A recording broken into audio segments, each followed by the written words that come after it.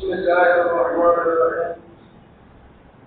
حضرت ابو ہریرہ رضی اللہ عنہ سے روایت ہے، رسول اللہ صلی اللہ علیہ وسلم نے ارشاد فرمایا، جو شخص استطاعت رکھنے کے باوجود قربانی نہیں کرتا وہ ہماری عید جا کے قریب بھی نہ جائے۔ حضرت ام سلمہ رضی اللہ عنہ سے روایت ہے، آپ صلی اللہ علیہ وسلم نے فرمایا، جو شخص قربانی کرنا چاہتا ہو اسے چاہیے کہ وہ ذی الحجہ کے ابتدائی اشرے میں قربانی سے پہلے نہ ناظر تراشے اور نہ ہی جسم کے کسی حصے کے بعد موڑے۔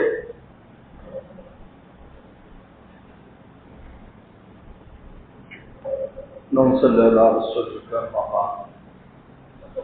یہ روایت جو آپ نے سنی ہے یہ دلیل ہے قربانی کے واجب ہونے پر، کہ جو تم میں طاقت رکھتا ہے قربانی نہ کرے۔ فلا یقربن مصلانا، ہمارے عیدگاہ میں نہ آئے۔ جب اس قسم کے الفاظ وسلم استعمال فرماتے ہیں اس چیز کے وجوب کی دلیل بن جاتی ہے۔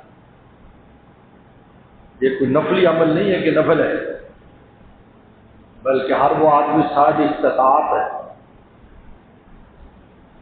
جس کے پاس قربانی کرنے کی استطاعت ہے، 7.5 تولہ سونا ہے، 52 تولہ چاندی ہے، یا اس کی سامان تجارت ہے اتنا تو 52 تولہ چاندی کے مطابق سامان تجارت ہے، یا گھر میں ضرورت سے زائد سامان 52 تولہ چاندی کے برابر ہے۔ ضرورت سے زائد سامان جس میں 2 موٹر سائیکل ہیں، ایک موٹر سائیکل پتر کو لے کے دیا ہوا ہے، زائد ہے، 2 بھینسیں ہیں، 2 گائے ہیں، مکان کرائے کا دیا ہوا ہے، دکان کرائے کی دی ہوئی ہے، سب ضرورت سے زائد چیز ہے۔ اس لیے قربانی کا جو نصاب ہے وہ کوئی لمبا چوڑا نہیں ہے کہ اس پر سال گزرے اور ایسا ہو ویسا ہو، ایسا کچھ نہیں۔ اس سال گورنمنٹ نے 80,000 روپے تقریباً بنائے تھے، 80,000 روپے جس کے بینک میں رکھے تھے اس کی زکوٰۃ کاٹی ہے۔ یہ جو 80,000 تھے 52 تولہ چاندی کے حساب سے بنائے گئے تھے، تو لہذا اتنی اس کے پاس اگر استطاعت ہے 80,000 سے کے برابر اس کے پاس ضرورت سے زائد سامان ہے تو اس پر قربانی واجب ہے۔ اور پھر گھر میں ہر ایک اپنا اپنا دیکھے گا، باپ اپنا دیکھے گا، ماں اپنا دیکھے گی، بیٹے اپنے دیکھیں گی، بیٹیاں اپنا دیکھیں گی۔ یہ نہیں کہ ایک کر لے تو سب کی نکل جائے، یہ نہیں ہے۔ لوگوں نے بھائی ایک کر لے تو کف ہو جائے، اور دلیل پیش کرتے ہیں صحابہ کے دور کی۔ تو سلم نے ایک کہا کہ میں کر لوں، ان کا ٹھیک ہے بس تم ایک قربانی کر لے۔ وہ پیٹ پر پتھر باندھتے تھے پھر بھی ایک قربانی کر دی، ان پر وہ روایت لے آتے ہیں کہ دیکھو جو سلم کے پاس آیا کہ ایک کر لوں گا، بس ٹھیک ہے تو کر لے۔ اور بھائی وہ تو دور وہ تھا کہ مٹی پہ رہتے تھے، مٹی پہ سوتے تھے، مٹی پہ جاگتے تھے، وہ لوگ حالات تو وہ تھے، پھر بھی قربانی۔ اگر قربانی کی اہمیت ہوتی تو پیغمبر سلام پوری زندگی 2 قربانیاں فرمایا اور بڑی شاندار قسم کی۔ آج تم جاؤ مارکیٹ میں ویسا تکڑا میڈا جو ہے نا وہ گجرا والے کے، اور گجرات کے میڈے منہ کالا ہو، آنکھیں کالی ہوں، پاؤں کالے ہوں، کان کالے ہوں، اس کی قیمت پوچھو۔ ہر زمانے کے اعتبار سے قیمت زیادہ ہی رہی ہے۔ آپ ایسی 2 قربانیاں کیا کرتے تھے، ایک اپنی طرف سے اور ایک امت کی طرف سے۔ آپ پر کوئی قربانی واجب اور فرض تھی، گھر میں چولہا نہیں جلتا تھا، لیکن چونکہ قربانی کا اجر و ثواب اتنا زیادہ ہے اور وہ ہے سب انہی دنوں میں، آگے پیچھے ہے نہیں، ہے انہی دنوں میں۔ جس دوست سے پوچھا جی سال ثواب کے لیے میں قربانی کر لوں یا ویسے پیسے غریبوں کو دے دوں؟ میں نے کہا بھائی اجر و ثواب کی جو قیمت قربانی کی ہے وہ عام صدقے کی ہے ہی نہیں، اور ملتا 3 دنوں میں۔ یعنی ایک آدمی 3 دن قربانی نہ کرے نا تو پیسے صدقہ کرنے پڑیں گے، جانور صدقہ کرنے پڑے گا، اب نہ خود گوشت کھا سکتا ہے نہ وہ اجر ملتا ہے، جس میں حدیث میں آتا ہے زمین پر گرنے سے پہلے اللہ کے قبول ہے اور ہر بال کے بدلے میں نیکی۔ یہ بہت اونچا عمل ہے، اس میں معمولی بہانوں سے سستی نہیں کرنی چاہیے، بلکہ مال میں وسعت آتی ہے اس سے۔ 20-25 ہزار تو آج ہم ایسے ہی لگا لیتے ہیں، چلو باٹا لے لو، 15 ہزار کا لے لو، کچھ 10 ہزار کی بکری شکری تلاش کر لو۔ قربانی قربانی ہے، بات نام ہی قربانی ہے، جس کی قربانی اسی پہ مہربانی، قربانی میں نام ہی قربانی ہے۔ سبحان اللہ، نام کتنا پیارا، قربانی۔ حالانکہ عام بکرے کرتے اس کو قربانی، اس کو صدقہ کہتے ہیں، گائے ذبح کر، اونٹ ذبح کر دو صدقہ، لیکن یہاں نام کتنا پیارا دے دیا، تضحیہ، قربانی۔ اس لیے فلا یقربن مصلی، اور ام سلمہ کی روایت سے ایک ادب سکھایا ہے، جو قربانی کرے اپنے بال وغیرہ نہ کاٹے، ناخن نہ تراشے، جب قربانی ہو جائے اس کے بعد کرے۔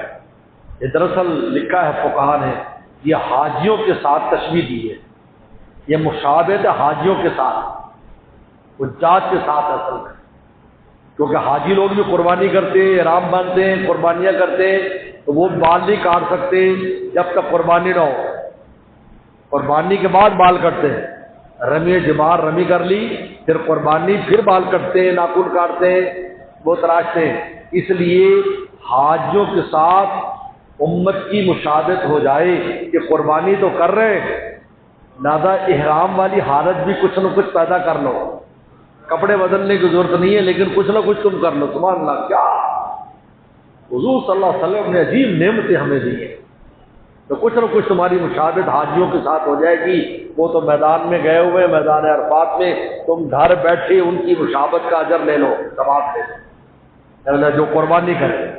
بلکہ بعد نے تو لکھا ہے اسی حدیث کی شرح میں کہ جو قربانی نہ کرے وہ بھی اس پر عمل کرے، ان کو بھی چاہیے وہ بھی نہ کاٹے، ناخن وغیرہ جو ہے، جب چونکہ بالکل قریب ہے دن جو ہے، آج 23 تاریخ ہے اور آج 25، 4-5 دن رہ گئے، اب اس سے پہلے اپنے ناخن وغیرہ، مچھے جو بھی ہے، زیر ناف بال، وہ سارے کاٹ لیں۔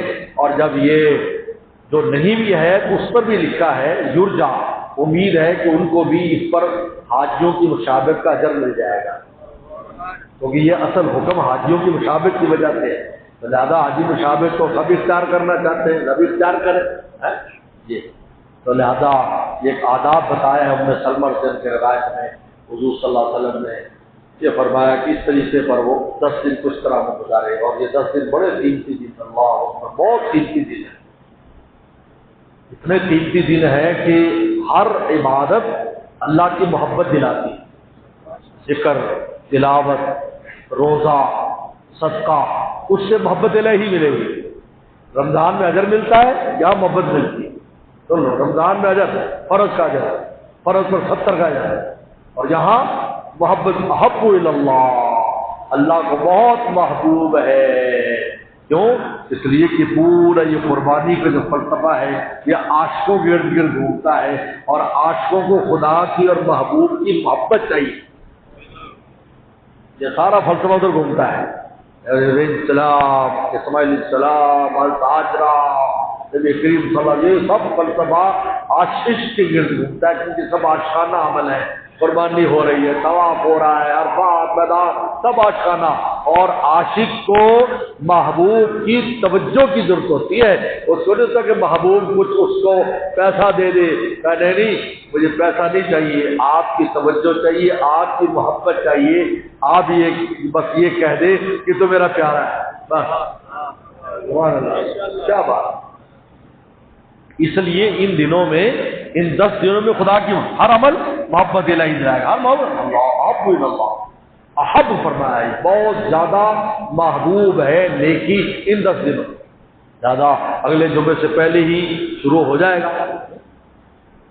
اور چاند دیکھنے کی کوشش کریں، 29 تاریخ جب بھی چاند کا وقت دیکھنے کا ہو اس دن چاند بھی دیکھیں، چاند نظر آ جائے بس، اب گناہ سے بالکل مکمل طور پر اپنے آپ کو بچائیں، نظر کی حفاظت کریں، اپنے دل کی حفاظت کریں، گناہوں سے بچائیں اور نیکی کریں، ذکر کا، تکبیرات، خاص طور پر تکبیرات کا عمل بہت محبوب ہے۔ اللہ حضرت عبداللہ ابن عمر تو اور صحابہ کرام تو بس ہر وقت تکبیریں، بازاروں میں تکبیریں گونجتی رہتی تھی، اللہ اکبر لا الہ الا اللہ واللہ اکبر اللہ الا اللہ اکبر، یعنی دکاندار بھی پڑھ رہے ہیں، خریدار بھی پڑھ رہے ہیں، یعنی کہتے ایسا عجیب منظر رہتے تھے مدینہ شریف میں کہ ہر طرف سے تکبیر کی آواز آتی ہے، خط پہنچا بس تکبیرات ہے۔ تو ذکر بھی بتا دیا کہ تکبیر کہو، تلاوت کرو، روزے رکھو، صدقہ خیرات کرو، کچھ بھی کرو، احب اللہ، اللہ کو بہت زیادہ ان تصویروں میں محبوب ہے۔